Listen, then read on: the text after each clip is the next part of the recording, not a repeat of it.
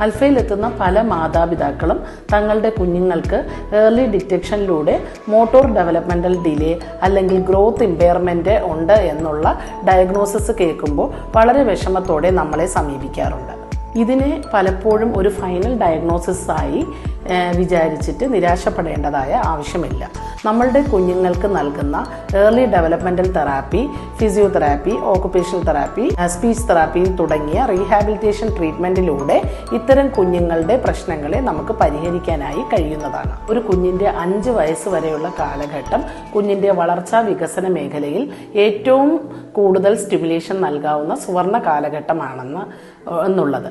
ഒരു കുഞ്ഞിന്റെ developmental delay വളരെ നേരത്തെ കണ്ടുപിടിക്കുകയും 3 വയസ്സിന് മുമ്പ് തന്നെ നമ്മൾ നൽകുന്ന ഇന്റർവെൻഷനിലൂടെ കുഞ്ഞിന്റെ ബ്രെയിനിന് ന്യൂറോപ്ലാസ്റ്റിസിറ്റി എന്ന ഒരു കപ്പാസിറ്റിയിലൂടെ കുട്ടികൾക്ക് നൽകുന്ന എക്സസൈസുകൾ കണ്ടിന്യൂസ് ആയിട്ടും കൺസിസ്റ്റന്റ് ആയിട്ട് നൽകുകയാണെങ്കിൽ ബ്രെയിനിന്റെ റീവെയറിംഗ് സിസ്റ്റം ഒരുപാട് ഇംപ്രൂവ് ചെയ്യാനും കുട്ടികളുടെ ഡെവലപ്മെന്റൽ ഇഷ്യൂസ് നമുക്ക് കുറയ്ക്കാനും സാധിക്കുന്നു.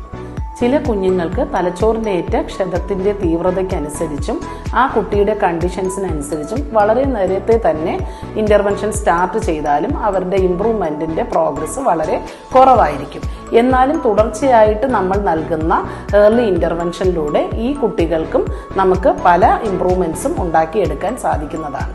മാതാപിതാക്കൾ ഇത്തരം കുഞ്ഞുങ്ങളുടെ ഡയഗ്നോസിസ് കേട്ട് വളരെയധികം വിഷമത്തോടെ ഇരിക്കാതെ ഇത്തരം കുഞ്ഞുങ്ങൾക്ക് slow and steady wins race എന്ന് പറയുന്നത് പോലെ ക്ഷമയോടുകൂടി പരിചരണം നൽകുകയാണെങ്കിൽ നമ്മളുടെ കുഞ്ഞുങ്ങളുടെ ഡെവലപ്മെന്റൽ ഇഷ്യൂസിനെ നമുക്ക് പരിഹരിക്കാവുന്നതാണ്.